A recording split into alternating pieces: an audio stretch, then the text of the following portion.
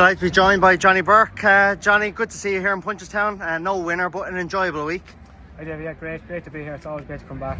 Tripoli Fire ran a great race in the Grade 1 Novice World, so that was great, and great to sign off the season with that as well, so it's great.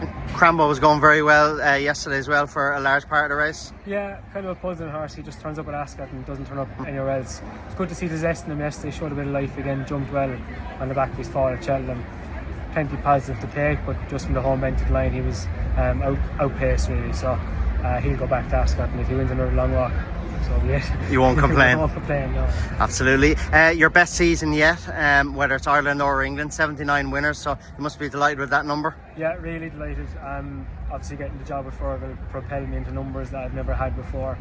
In terms of rides as well as winners, I had 505 rides in England, I think 270 odd were for Fergal, so I also kept a good flow of outside rides. My agent Gardy was doing a great job there, so and over half my winners were for Fergal, so great to get those numbers. You'll have an eye on 100 hopefully. At some stage hopefully that will happen, but Fergal having a good summer team should help me to be able to get to those sort of numbers.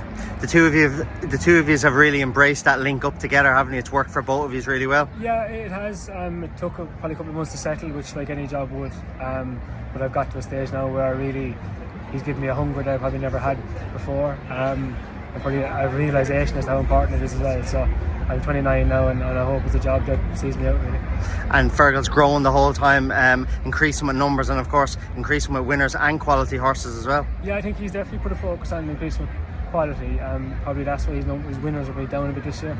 We've had a lot of store horses, bumper horses that were placed that will be nice novice hurdlers, whereas before they would have just been bumper winners. So hopefully that's a bit of a transition period as well, and along with the numbers we can get the quality too. 63 winners is your best total in the UK, and obviously, as I mentioned, 79 then last season, only finishing last week. Do you go into this season now with a sort of goal of maybe wanting to reach 100? So I suppose I always used to set 50, which was always a realistic target and difficult to kind of reach. But I suppose in the back of last year, a realistic target could be 100, and probably should be to probably push yourself as well, to drive yourself to try and get to those numbers.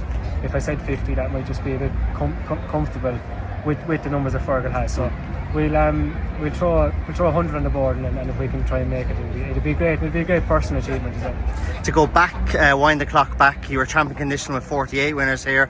You had horrendous injuries, you did, and a bit of bad luck, and what was that was the reason that made you move to the UK then and give that a go? I suppose it was a combination of things. Like 48 winners in Ireland back then was probably a lot of winners. The lads now have raised the bar. They've got into the 60s, and there's 2 or 3 that get the 100. So 48 back then was a big number. I had a great time with the Potts job to start with for a couple of years. Then I had a year of injuries with my back twice. Then I got myself and Mr. Potts went our separate ways. I broke my leg and then my shoulder, and it was a year and a half basically of just injuries. And on the back of that, I got the call from Dave Roberts on behalf of Charlie Longs and to know would I move. And I was 21. I thought I could go till I'm 25, and if it didn't work, I had the comfort of always moving home. So I went. The first year probably didn't settle. Took me a while to settle. But I had a winner in entry for Charlie.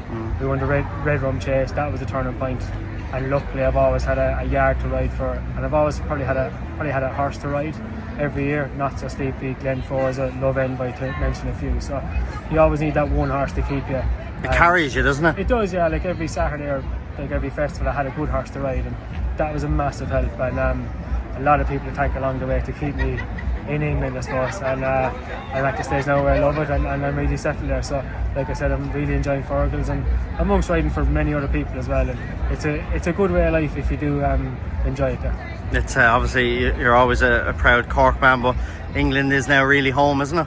I suppose I'd have to dearly call it that, yeah. But I'm a proud Cork man. It's always great to come home, and especially with the Fairy House a couple of weeks ago in Punchestown, you see a lot of familiar faces. And I stayed at Paul Town for the week. I lived with Paul for a couple of years when I was here. And it's great to get back when you can.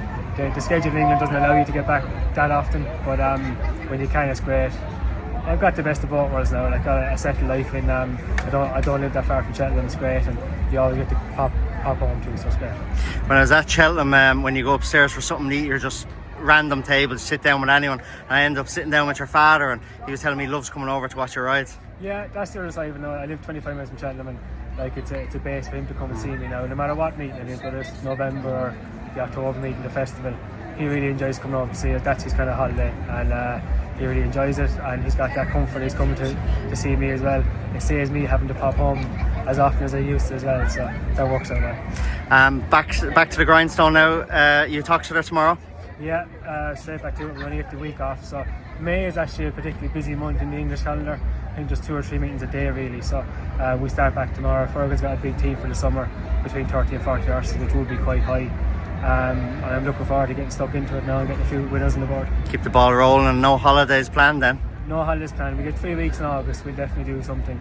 I might look at going to Sydney to see my sister maybe. Brilliant. If the timings work, I'll try and look at that. If not, we'll get a little holiday somewhere quiet. But looking forward to the summer, get as many winners on the board as we can, and that'll kind of help to get to your goal as well. Good. Well, listen, it's great to see you going so well, and please God, now this season you'll even pass last season's number. Hopefully. Thank you very much, David.